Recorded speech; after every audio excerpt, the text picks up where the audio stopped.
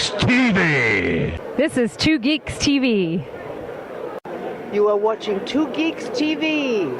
Hi gang, Mean Gene Okerlund from World Wrestling Entertainment, WWE, and you're watching Two Geeks TV. It's all over the place. YouTube, it's on your computer. You'll even find it in the shoebox in the closet.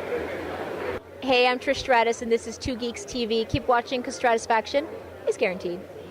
Ho! That's pretty good hoeing, fellas. Thanks. Hi, I'm Victor. And I'm Sean. And you're watching Two Geeks TV. Much better. Yeah, thank you. Okay, thank you. Well, we're here to talk about what we're going to be doing next week. No, all right. What are we doing next week? Well, we're going to Niagara Falls for the Sports Expo. Oh, is that it? I know I was going to Niagara Falls, but I thought I was doing my wife. We've all done your wife, but that's a whole different story. That may explain why my child only looks apparently 1/16 me. Yeah, ignore the Hispanics. I don't know who that is. Anyways, at the Niagara Falls Sports Expo, we're going to be there. Personally, I'm going there for 3 names. Three. Just three. Just three. Just three. Just three. But we'll get to those 3. I don't know what names you're going there for, but I'm going there for 3. But we're going to start at the top of the list according to the Niagara Falls Sports Expo website. First on the page is the former Toronto Maple Leafs captain, Wendell Clark. One of the greatest. Pass. One of the Next on the list.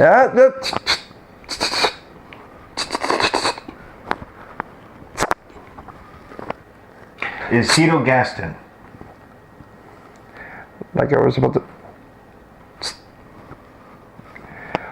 Wendell Clark. You just. But how could you do that, man? He's a Leaf. Who cares? I mean, the only way to improve the Leafs is to trade him over to Montreal. Wow. Yeah, that doesn't just insult Leaf fans. That insults anybody who likes hockey, period. I mean, hate the Leafs all you like, but compare them to the Canadians. That's just unpatriotic. Anyways, can I move on to something better? Well, it's kind of hard to top Wendell Clark, but go ahead. How about the manager of the manager of the Toronto Blue Jays when they won the World Series 2 times in a row in '92 and '93, Cito Gaston. And probably would have won it in '94 if it wasn't for a certain baseball strike. I'm not commenting, but Cito Gaston's going to be there. One of the reasons why I'm going there, one of the reasons I'm looking forward to next Saturday, March 21st in Niagara Falls Sports Expo is Bret the Hitman Hart. The multiple-time WCW champion, the multiple-time World Heavyweight champion, the multiple-time Intercontinental champion, as well as Tag Team champion, part of the greatest tag team of all time, the Hart Foundation. That's my personal opinion. Shut the hell up. I'm looking forward to meeting Bret the Hitman Hart. So am I. Including maybe looking forward to the guy he's bringing along just for fun. I'm assuming it's his caddy. The guy he's carrying his luggage, is Kevin Nash.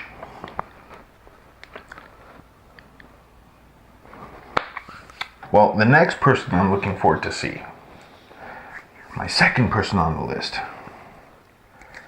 you would remember him as one of the greatest real UFC fighters. Original UFC fighters. One of the greatest champions of the UFC. Also was in WWE. And I believe also, no, he wasn't in the... He was? No, he was in WCW. No, he was in WWE. That's right. Original champion of UFC when it was called Ultimate Fighting Championship before Dana White took it over and turned it into a gay porn fest. But Dan the Beast Severn. There's a reason why they refer to that man as a beast. If you ever watched any of his actual fights back in the day. The man mauled his opponents. I mean, seriously mauled them. He was not just a phenomenal grappler, which is what his coup de grace, his whole shindig. I mean, as a fighter, he was the master of the original ground and pound before it became even famous by many other UFC fighters that are on today. But he knew how to entrap a person, bring them in, take them down, and literally pummel them to pieces. But he didn't just do this. He did this to some of the people who could go toe-to-toe with greats like Royce Gracie. Well, he did go up against Royce Gracie. Yeah, and also Ken Shamrock. Yeah. And Tank Abbott. Yeah.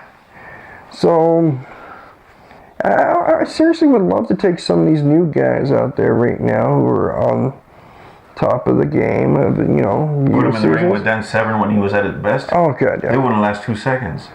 It would be funny to watch. They wouldn't last 2 seconds. Yeah, it'd be funny to watch. Boxing champion that has ever been.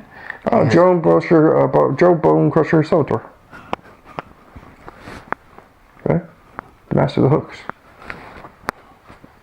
No, not even close. No? No. This man that I'm speaking of went toe-to-toe against Muhammad Ali twice. Granted, he lost both times, but he did send Muhammad Ali to St. Michael's Hospital with some actual physical damage, which not many boxers did, but he did. He's gone up against George Foreman. He's gone up against some of the most legendary boxers of all time. Greatest Canadian boxing champion of all time, George Chuvalo. He's, in his entire career, in 92 or 93 fights, he's never once been knocked down. Even though the second time he went up against Muhammad Ali's only goal was to knock him out. Never happened. He's never been knocked out or knocked down in the ring. He was also said that he's unknockoutable. Unknockoutable. One boxing great mentioned that there was no way you could knock him off his feet. And I'm not even going to try to give you a hint who it is, but it was Rocky Marciano. The one boxing heavyweight that has never, ever been defeated. That's Saturday, March 21st, Niagara Falls Sports Expo. Come see us if you want, but we're going to have some fun. After that, on Sunday, we're going to be seen at the Toronto Comic-Con. Yet again, another Toronto Comic-Con, and of course, another appearance by yours truly and him. Shannen Doherty. Basically, also known as the woman who starred in a lot of my wet dreams. She was also in that TV show Fear. It's something to do with fear, where she tried to scare people all the time. You're talking about Charmed, dude. No, she was also in Charmed. She was in Charmed. Yeah, she was also in Charmed, but she was on another show where she tried to scare people. Okay, she was part of a three-way witch coven that also starred in my wet dreams. Oh yes, Alyssa Milano. They just kept on finding new ways to happen. Oh yeah. Things were seriously getting up. And I know, Alyssa Milano, I like you. Anyways, Shannen Doherty's going to be there.